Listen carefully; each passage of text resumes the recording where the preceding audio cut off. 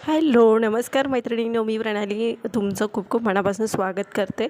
तर आजचा वार आहे शनिवार. शनिवारचे 4 वाजता वगैरे मी हे काम करायला घेतलं होतं आणि स्वतःसाठी टार्गेट घेतलं होतं की 3 ब्लाऊजांचं.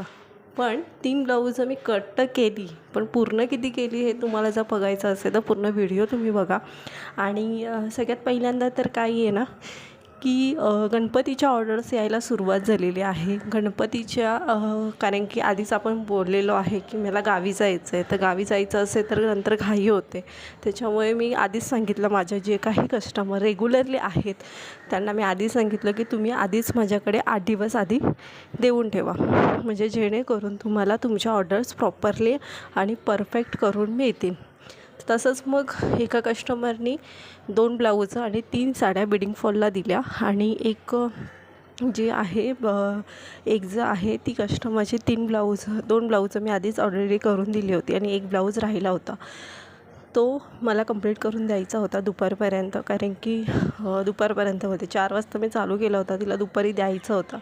पण कन्व्हिन्स केलं की मला म्हणजे झाला नाही आहे, मी संध्याकाळपर्यंत तुला देते. तर ती बोलली ठीक आहे. इथे मी कटिंग करायला घेतलं आहे, इथे बघू शकता तुम्ही की कशा पद्धतीने मी कटिंग करते. आणि माझं नेहमी कटिंग असं असतं की प्रत्येकी जर एक ब्लाऊज असेल तर मी असं काही पेपर पॅटर्न वगैरे काढून ठेवत नाही, म्हणजे दोन्ही पण एकत्र कट करून, म्हणजे आपलं कटिंग एकदम इझी पद्धतीने होईल अशा पद्धतीने कटिंग करून ठेवते.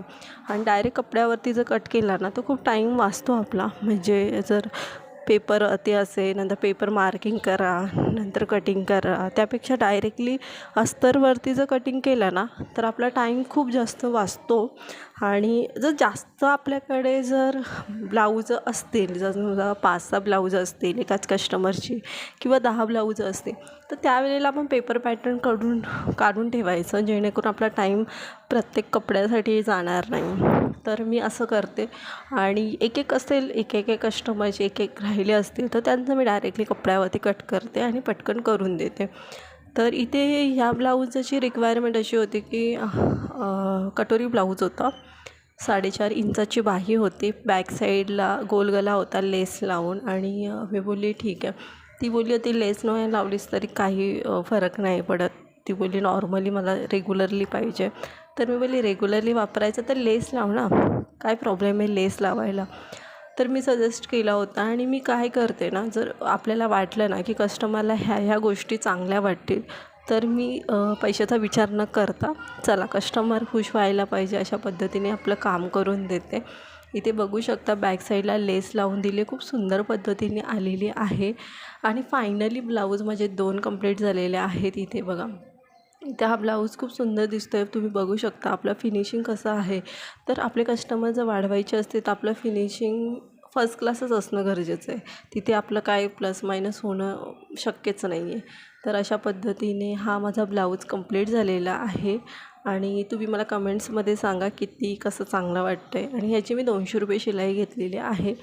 आणि अजून एक आहे वयस्कर लेडीजचा व्हाईटवाला, आणि अजून एक आहे म्हणजे मोरपिशी कलर, तोसुद्धा मी दाखवेन नेक्स्ट ब्लॉगमध्ये झाला तर. तर हा जो आहे व्हाईटवाला खूप सुंदर दिसतो, ब्लाऊज पीस एकदम भारी आणि युनिक असं दिसतं आहे. तर अशी ब्लाऊज पीस हँडल करायला पण सोपं जातं आणि दिसायला पण खूप सुंदर दिसतो. तर ह्याची मी शिलाई 180 रुपये घेतलेली आहे, कारण की जुनी कस्टमर आहे, वयस्कर आहे, त्यामुळे थँक्यू फॉर वॉचिंग.